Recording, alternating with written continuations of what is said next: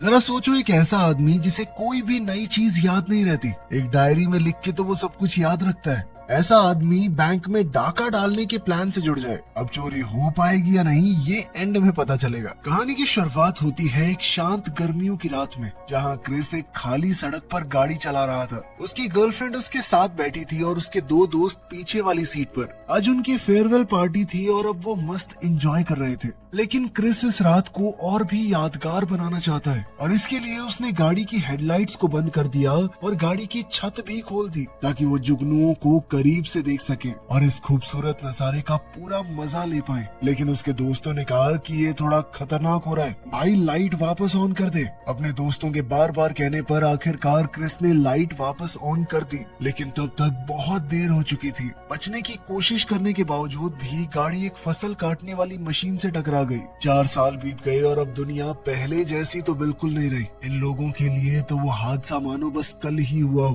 Chris और उसकी girlfriend इस एक्सीडेंट में बच गए, लेकिन पीछे बैठे दोनों दोस्तों की किस्मत इतनी अच्छी नहीं थी और उनकी मौत का पछतावा क्रिस के दिल को रोज चीर कर रख देता। मगर बेचारा चाहकर भी इस बोझ को हटा नहीं सकता। उस एक्सीडेंट का क्रिस के शरीर पर भी असर हुआ था। उसे कभी भी बेवजह गुस्सा आ जाता, साथ ही उसका दिमाग उसे कुछ भी नया याद नहीं रखने देता था। इसीलिए वो एक डायरी के सहारे जीने पर मजबूर है, जिसमें वो हर जरूरी काम लिखता है। हर सुबह उठकर वो अपने ही लिखे हुए शब्दों से अपनी ही जिंदगी को दोबारा समझता है। साथ ही उसके दिमाग में जो चल रहा है उसे वो बोलने से खुद को रोक नहीं पाता। कोई लड़की पसंद आए तो भाई साहब सीधा बोल देते हैं। उसने जिंदगी जीने के इस नए तरीके को सीखने के लिए क्लासेस लेना शुरू कर दिया, लेकिन ये भी उसके लिए बहुत मुश्किल था। क्लास के बाद उसे पता चला कि उसने गाड़ी लॉक कर दी और चाबी अंदर ही रह गई। लेकिन ये इतनी बार हो चुका था कि अब वो हमेशा एक एक्स्ट्रा चाबी अपने जूतों में छुपाने लग गया था। पछतावे भरे दिल के साथ क्रिस अपनी एक्स गर्लफ्रेंड केली की झलक देखने चला गया, जिसका एक्सीडेंट में एक पैर चला गया था और अब वो एक नकली पैर के साथ जिंदगी जी रही है। इसके बाद क्रिस घर लौट गया, जहां उसका अंधा रूममेट लुइस उसके लिए वॉइस नोट छोड़कर गया था, जिसमें रात का खाना बनाने की रेसिपी है। लेकिन खाना बनाते हुए क्रिस से एक डब्बा नहीं खोल पाया, जिस वजह से उसे बहुत गुस्सा आया और उसने चीजें फेंकनी शुरू कर दी। इसके बाद क्रिस ने लुइस को कॉल किया और वो जल्दी से अपना काम खत्म करके अपने दोस्त की मदद करने आ गया। क्रिस ने चीजें इधर उधर फेंकने के लिए माफी मांगी। लुइस ने डिनर बनाना शुरू किया और साथ ही क्रिस से थोड़ी बातचीत करने लगा। बाद में उस रात क्रिस बैंक चला गया, जहां वो सफाई कर्मचारी के तौर पर काम करता था। वो क्लर्क बनना चाहता था, लेकिन उसके बॉस मिस्टर टर्टल ने सीधा मना कर दिया। काम करते हुए भी वो पोछे के साथ खेलता रहता और उस जिंदगी को याद करता जो उससे मीलों दूर जा चुकी थी। तभी ये दिखाया गया कि एक्सीडेंट से पहले क्रिस बहुत ही उम्दा हॉकी प्लेयर था, ऐसा खिलाड़ी जिससे लोग बहुत उम्मीदें रखते थे, लेकिन उस एक्सीडेंट ने उससे सब कुछ छीन लिया। क्रिस अपना काम कर रहा था कि तभी बैंक के सामने एक गाड़ी आकर रुकी और अंदर बैठा हुआ गैरी नाम का लड़का क्रिस पर अपनी नजरें गड़ाने लगा और देखते ही देखते उसने अपने पुराने स्कूल के दोस्त को पहचान लिया। ये तो क्रिस है। लेकिन गैरी को ये देखकर दुख हुआ कि वो सफाई का काम कर रहा है। फिर उसने अपने दोस्तों से कहा कि प्लान के साथ आगे बढ़ो। बाद में क्रिस एक बार में गया और अपने पास बैठी हुई औरत से बात करने की कोशिश तो की, पर नाकामयाब रहा, क्योंकि उसके पास कोई ढंग की बात थी ही नहीं। तभी गैरी वहाँ पर आ गया। ये देखकर कि लड़की गैरी की बातों पर मुस्कुरा रही है, क्रिस नोट बनाने लग गया। लेकिन गैरी ने उसे रोक दिया और कहा कि मैं स्कूल में तुम्हारी बहन का क्लासमेट था। तभी बारटेंडर क्रिस का फायदा उठाने लगा। क्रिस की भूलने की आदत की वजह से वो उससे 2 बार पैसे ले रहा था, लेकिन गैरी बीच में आ गया और उसे क्रिस के पैसे वापस करने पर मजबूर कर दिया। गैरी दिखने में अच्छा है, काफी कॉन्फिडेंट भी है, बिल्कुल वैसा जैसा क्रिस हुआ करता था। गैरी ने उससे बात करते वक्त अपनी जेब से अस्थमा का पंप निकाला, मगर अस्थमा होने के बावजूद वो दुनिया में ऐसे चलता है जैसे सब कुछ उसी का हो। गैरी ने उससे एक्सीडेंट के बारे में पूछा और क्रिस ने उसे सब कुछ बता भी दिया। इस पर गैरी ने उसका हौसला बढ़ाते हुए कहा कि जब जिंदगी एक हाथ से लेती है तो दूसरे से कुछ न कुछ देती भी है। क्रिस को गैरी की बातों ने अपनी तरफ खींच लिया। कुछ देर बाद क्रिस अपने दोस्त के साथ अपने परिवार के शानदार घर में चला गया, जहाँ क्रिस के अलावा सब लोग अमीर हैं। उसके खुद के माँ बाप भी उसे नीचा दिखाते हैं। उससे उससे जानबूझकर उसकी नौकरी और हालात के बारे में ऐसे सवाल पूछते हैं जो उसे जिंदगी में हारा हुआ महसूस करवाएं। इसी बीच लुइस ने गलती से उनके रेस्टोरेंट खोलने वाले आइडिया का जिक्र कर दिया, लेकिन वो उस आइडिया को भी मजाक समझने लगे, क्योंकि उनका मानना था कि क्रिस कोई भी जिम्मेदारी निभा ही नहीं सकता। उसके घर से वापस आते वक्त लुइस एक गहरी सोच में पड़ गया। उसने क्रिस से कहा कि देख भाई, गुस्सा मत करियो, मैं एक बात बोलना चाहता हूँ। क्रिस ने उसे भरोसा दिलाया कि मैं गुस्सा नहीं करूंगा। तो क्रिस की भलाई के लिए लुइस ने उसे कहा कि मुझे नहीं लगता तुझे अपने घर जाना चाहिए कभी, वो लोग तुझे अपना नहीं मानते। इस पर क्रिस चुप रहा, क्योंकि उसे भी लग रहा था कि लुइस सही है। काम पर क्रिस का दोस्त टेड, जो कि एक पुलिस वाला है, उसके लिए कुछ मीठा लेकर आया। वो अक्सर उसकी नाइट शिफ्ट के दौरान वहाँ पर आता रहता था। कुछ देर दोनों ने बात की और फिर वो वहाँ से चला गया। अगली रात क्रिस वापस बार में गया और गैरी की लाइंस को एक और औरत पर इस्तेमाल करने लगा। उसने पूरा कॉन्फिडेंस दिखाने की भी कोशिश की, लेकिन उसकी बात करने का तरीका औरत को कुछ खास पसंद नहीं आया। क्रिस को पूरी तरह शर्मिंदा हुआ देखकर लवली नाम की एक लड़की उसके पास आई और उसने गैरी के कहने से क्रिस के लिए ड्रिंक भी खरीदी। फिर उसने क्रिस से पूछा कि तुम क्या करते हो, लेकिन वो अपनी नौकरी के बारे में बताने में थोड़ा झिझकने लगा और साथ ही बार बार वो उसका नाम तक भूल जाया करता, और इसीलिए लवली ने अपना नाम लिख ही दिया ताकि वो दोबारा न भूल जाए। कुछ ही देर में गैरी और उसकी गर्लफ्रेंड भी उनके साथ जुड़ गए और गैरी उन्हें अपने साथ घर ले गया। यहाँ पर गैरी और उसकी गर्लफ्रेंड ने बेडरूम में गुलू गुलू करना शुरू कर दिया, जबकि क्रिस और लवली एक दूसरे कमरे में एकदम अकेले थे। तब लवली ने बताया कि मैं तुम्हें हॉकी खेलते हुए देखा करती थी और कई सालों तक तुम मुझे पसंद भी थे। वो उन दिनों की उसकी हीरो वाली कहानियाँ याद करने लग गई। बातों बातों में वो एक दूसरे के काफी करीब आ गए। बाद में गैरी ने क्रिस को घर छोड़ा और पूछा कि तुम्हारा अमीर बाप तुम्हारे ऐसी जगह पर रहने के बारे में क्या सोचता है, लेकिन क्रिस ने कहा कि मुझे कोई फर्क नहीं पड़ता। फिर गैरी ने क्रिस को अपने साथ एक पार्टी में चलने को कहा। तभी अचानक एक गाड़ी उसे लेने आ गई। जाते वक्त उसने क्रिस का हौसला बढ़ाते हुए कहा कि तू भाई बहुत बेटर कर सकता है, ये बेकार सी जिंदगी तेरे लिए नहीं है। इसके बाद क्रिस अपने घर में घुस तो गया, लेकिन लुइस की नाक से बच नहीं पाया, क्योंकि उसने क्रिस के अंदर आते ही शराब और औरत के परफ्यूम की स्मेल महसूस कर ली। वो बहुत खुश हुआ कि आज तो मजे करके आया है, और फिर सब कुछ पूछने लगा कि बता क्या क्या हुआ है, सच सच बताइयो। सारी बात सुनने के बाद लुइस को इस सब में कुछ तो अटपटा लगा। इसके कुछ दिन बाद क्रिस गैरी और लवली के साथ एक फार्म हाउस पर गया। वहाँ जब क्रिस ने पूछा कि ये फार्म हाउस है किसका, इस पर क्रिस को कोई सीधा जवाब नहीं मिला। वो लोग बात कर ही रहे थे कि तभी एक बहुत बूढ़ा आदमी वहाँ पर आया। उसने सबको देखकर पूछा कि कौन है ये लोग, लेकिन गैरी ने अपने बहुत ही खतरनाक से दिखने वाले अंकल बोनी से कहा कि बूढ़े को संभालो थोड़ा। इस बात से क्रिस को और शक हो गया कि यहाँ कुछ तो चल रहा है। खैर रात में जब क्रिस उठा तो उसने महसूस किया कि बाकी सब कहाँ पर हैं। वो उन्हें ढूंढता हुआ बेसमेंट में चला गया, जहाँ बाकी सब लोग बैठे हुए थे। उनके सामने दीवार पर बैंक के फोटोज लगे हुए थे, आसपास का मैप, सिक्योरिटी डिटेल, और उसमें उसकी एक तस्वीर भी थी। तब गैरी ने उसे बताया कि जिस बैंक में तुम काम करते हो, हम उसे लूटने का प्लान बना रहे हैं। इस पर क्रिस ने कहा कि वहाँ तो गरीब किसान अपना पैसा डालते हैं, गरीबों को क्यों लूटना है। इस पर गैरी कहने लगा कि गरीब किसान नहीं, ज्यादा पैसा तो बड़ी बड़ी फार्मिंग कंपनियों का है, और अभी फसल बिकी है तो बहुत सारा पैसा पड़ा होगा बैंक में। गैरी बातें बनाने में बहुत तेज था। उनकी बातों से ऐसा लग रहा था कि ये चोरी करना तो उनका जन्म सिद्ध अधिकार है,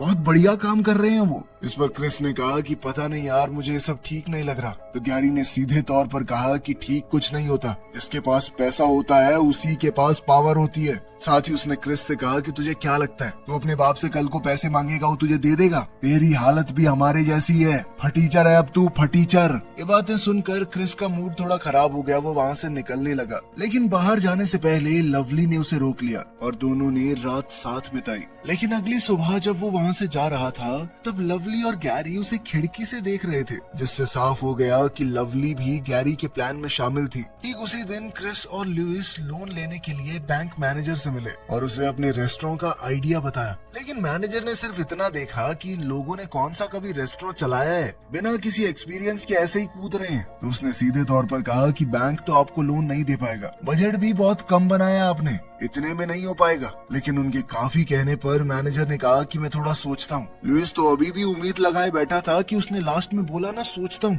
लेकिन क्रिस ने उस पर ध्यान नहीं दिया, क्योंकि वो चुपचाप केली को देखने लगा। उसे अभी भी केली से बात न कर पाने का दुख था।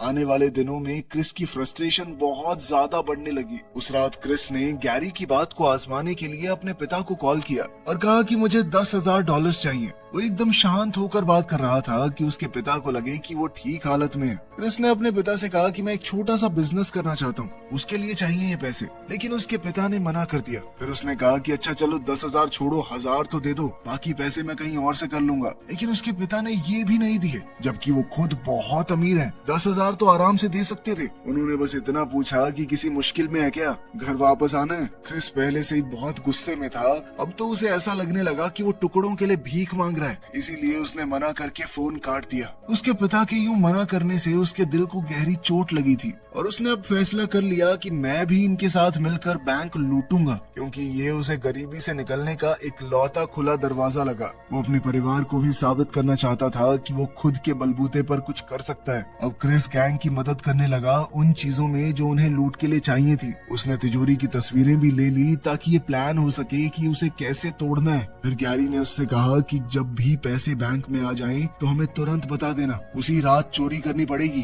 चोरी के दौरान तुम्हारा काम बस ये देखने का होगा कि तुम्हारा दोस्त वो पुलिस वाला डेप्यूटी टेड लूट के वक्त अंदर न आ जाए, क्योंकि वो कभी भी आ जाता है, उसका कोई फिक्स टाइम नहीं है, तो उसके हिसाब से प्लान तो बना नहीं सकते। लवली ने वो रात क्रिस के घर पर बिताई। उसके सो जाने के बाद वो फ्रिज से कुछ खाने का लेने गई, लेकिन लुइस अभी जाग रहा था। उसने सोचा कि लवली से बात करने का यही बेस्ट टाइम है। लुइस ने सीधे पूछा कि क्रिस के साथ क्या कर रही हो तुम। वो ये मानने को तैयार नहीं था कि लवली क्रिस से प्यार व्यार करती है। फिर वो लवली को अपने बीते हुए समय के बारे में बताने लगा कि कैसे वो बुरी संगत में पड़कर घर के अंदर ही ड्रग्स बनाने लग गया था, लेकिन उसे कोई आइडिया नहीं था कि ये सब बनाते हुए कितनी जहरीली गैस निकलती है। उस सब की वजह से ही वो अंधा हो गया, जन्म से नहीं था। लेकिन इस पर लवली ने डिफेंसिव होकर कहा कि नहीं नहीं, मैं प्यार करती हूँ क्रिस से, तुम ये सब कैसे बोल सकते हो, तुम्हें ऐसा क्यों लगता है मैं उसका इस्तेमाल कर रही हूँ। लेकिन लुइस ने सीधे तौर पर कहा कि मैं क्रिस के साथ वो सब नहीं होने दूंगा जो मेरे साथ हुआ। क्रिस उनकी बहस को सुन रहा था, लेकिन उसने कुछ नहीं कहा,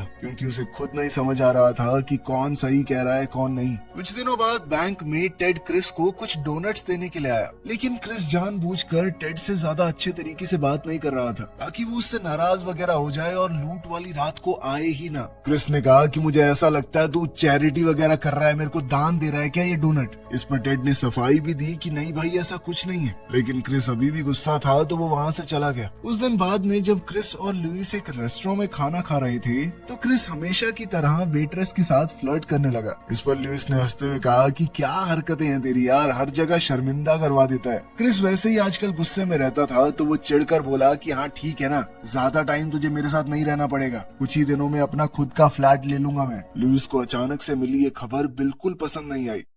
फिर हम लवली को देखते हैं जो कैब की पिछली सीट पर बैठकर क्रिस की राह देख रही थी, ताकि वो जाने से पहले एक आखिरी बार उसे देख सके। उसी दिन क्रिस की छुट्टी से पहले उसका बॉस टटल उसके पास आया। उसने क्रिस से कहा कि मैं तुम्हारी मेहनत से बहुत खुश हूँ, मैं टेस्ट कर रहा था कि मना करूंगा तब भी तुम कोशिश करते रहोगे क्या, अब छुट्टियों के बाद से तुम एक क्लर्क के तौर पर काम करोगे, ऐसे भी बढ़ जाएंगे, चिंता मत करना। क्रिस को समझ नहीं आ रहा था कि क्या महसूस करे। उसने ये बात बताने के लिए सबसे पहले लुइस को कॉल किया। उधर लुइस का पहला गेस यही था कि इसने जरूर घर पे कोई गड़बड़ कर दी होगी, लेकिन क्रिस ने उसे बताया कि मैं बैंक में हूँ। लेकिन इससे पहले वो लुइस को पूरी बात बता पाता, अंकल बॉन बाकी लोगों के साथ वहाँ आ गया। अब चोरी का समय हो चुका था। क्रिस ने उससे कहा कि मैंने अपना फैसला बदल लिया है। उन्हें यकीन दिलाने लगा कि तुम लोग चले जाओ, मैं किसी को नहीं बताऊंगा, ऐसा कुछ भी होने वाला था। लेकिन तभी गैरी ने उसके पेट में एक मुक्का दे मारा और कहा कि आज तो काम होकर रहेगा, अब बहुत देर हो चुकी है, सारी प्लानिंग हो चुकी है, हम आ गए हैं ना यहाँ पे। अब लूट शुरू हो गई और चोरों ने कैमरा की तार काटने के बाद तिजोरी को पिघलाना शुरू कर दिया। लेकिन तभी टेड अचानक से वहाँ आ गया, इसलिए गैरी ने क्रिस पर बंदूक तान दी और कहा कि जितना हो सके नॉर्मल बिहेव करना, और अगर ये बात भूले तो गोली चलेगी सीधी। टेड ने क्रिस से कहा कि आज भाई मेरी लास्ट शिफ्ट है, उसके बाद नया ऑफिसर मेरी जगह ले लेगा, मेरी वाइफ की डिलीवरी है, वहाँ जा रहा हूँ मैं। क्रिस को भी इस बात के लिए तो बहुत खुशी महसूस हुई और उसने ये भी कहा कि पहले भाई गलत तरीके से बात करने के लिए सॉरी। लेकिन टेड ने कहा कि कोई बात नहीं, मुझे पता है कि तू अपने गुस्से पे कभी कभी काबू नहीं कर पाता। टेड चुपचाप वहाँ से चला गया। तिजोरी अब खोल दी गई थी और उन्होंने क्रिस को मजबूर किया कि तिजोरी से पैसे बाहर निकालो। जब लगभग सारे पैसे गाड़ी में रख दिए तो एक बार के लिए लगा कि चोरी तो बड़ी आराम से निपट गई। लेकिन तभी टेड अपने दोस्त के लिए डोनट लेकर वापस आ गया। उसे दोबारा आता देखकर सब हैरान रह गए और जब कोई भी सामने नहीं आया तो टेड को थोड़ा शक हुआ। उसने शीशे की खिड़की में गैरी की परछाई देखी। अचानक दोनों तरफ से गोलियां चलनी शुरू हो गई। टेड ने तुरंत गैंग के 2 मेंबर्स को मार गिराया, साथ ही गैरी को भी घायल कर दिया। फिर जैसे ही वो गैरी को गिरफ्तार करने के लिए नजदीक बढ़ा तो क्रिस ने उसे कहा कि पीछे देखो, लेकिन टेड ने अपनी नजर गैरी पर ही बनाए रखी और तभी बोनी ने टेड की पीठ पर शॉटगन से हमला कर दिया। गैरी ने अपने अंकल से कहा कि इस पुलिस वाले का काम खत्म कर दो और बोनी ने बिल्कुल वैसा ही किया। इसी दौरान क्रिस ने उस गाड़ी को चुरा लिया जिसके अंदर पैसे रखे हुए थे। क्रिस ने वहां से भागने की कोशिश की, लेकिन उसी पल एक्सीडेंट की यादों ने उसे सताना शुरू कर दिया। वो अभी भी अनजाने में लाइट ऑफ करके चला रहा था तो एक पुलिस वाले ने उसे रोक लिया, लेकिन ये चेक करने के बाद कि हेडलाइट टूटी हुई है, ऑफिसर ने क्रिस का कार्ड चेक किया। उसे क्रिस की बीमारी के बारे में पता चला क्योंकि कार्ड पर सब कुछ लिखा हुआ था। ये देखकर पुलिस वाले ने कहा कि यहाँ से सीधा घर जाना और गाड़ी आराम से चलाना। थोड़ी देर बाद क्रिस ने एक अंधेरी सड़क पर गाड़ी रोकी और गाड़ी की डिक्की खोली। पैसों से डिग्गी भरी पड़ी थी। वहाँ पर एक फावड़ा और सीमेंट भी मौजूद थी। अपना काम खत्म करने के बाद क्रिस अपने घर वापस गया, लेकिन उसने देखा कि लाइट तो ऑन है। उसने अपने दोस्त को कॉल किया तो समझ आ गया कि वो अकेला नहीं है। गैरी ने धमकी देते हुए कहा कि अगर तुमने पैसे नहीं दिए तो लुइस को मार देंगे हम। लेकिन क्रिस ने उसी की सिखाई हुई बात उसे याद दिलाई, मेरे पास पैसा है मतलब पावर भी मेरे ही पास है, और लुइस के थोपड़े पे अगर मुझे जरा सी खरोच भी दिखी ना तो पैसा तो भूल जाना तुम लोग, बेशक मार देना फिर दोनों को। क्रिस ने गैरी से कहा कि जगह मैं बताऊंगा, वहाँ पर पहुँच जाना। क्रिस अब अपनी डायरी देखकर गैरी और बोनी को मारने का प्लान बनाने लगा ताकि वो लुइस को बचा सके। वो अपने माँ बाप के घर गया और अपने पिता की बंदूक उठाई और उसे पैसों से भरे हुए बैग में छुपा दिया। तभी क्रिस की आंख लग गई और उसने सपना देखा कि वो केली से बात कर रहा है और उसने उसे माफ कर दिया है। वो कह रही थी कि मैं एक्सीडेंट से आगे बढ़ चुकी हूँ,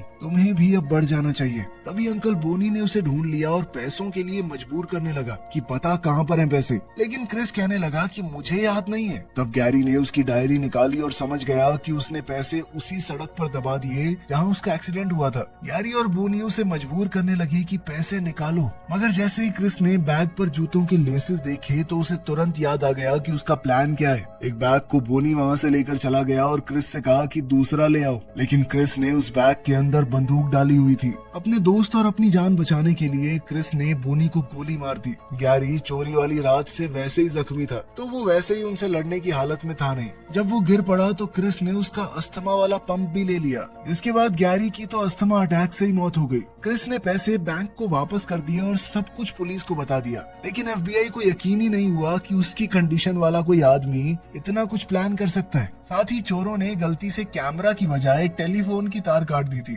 इसीलिए सबने देख लिया कि उसने मजबूरी में उनकी मदद की है और वो तो उसे मुक्का मार के अंदर घुसे थे। इसके बाद क्रिस ने अपने बॉस मिस्टर टर्टल से लोन लिया और उन्होंने भी इतना सब कुछ होने के बावजूद उस पर यकीन किया। कुछ समय बाद क्रिस ने लुइस के साथ अपना रेस्टोरेंट खोला। अब उसके स्वभाव में भी सुधार आने लगा था। क्रिस के पिता और मिस्टर टर्टल रोज उसके रेस्टोरेंट पर आते। क्रिस ने दोबारा स्केटिंग शुरू कर दी और दिल में उम्मीद बनाए रखी कि केली कभी तो उसे माफ कर देगी और हो सकता है वो दोबारा उनके रिश्ते को जोड़ने के लिए मान भी जाए। वीडियो पसंद आई तो लाइक कर देना।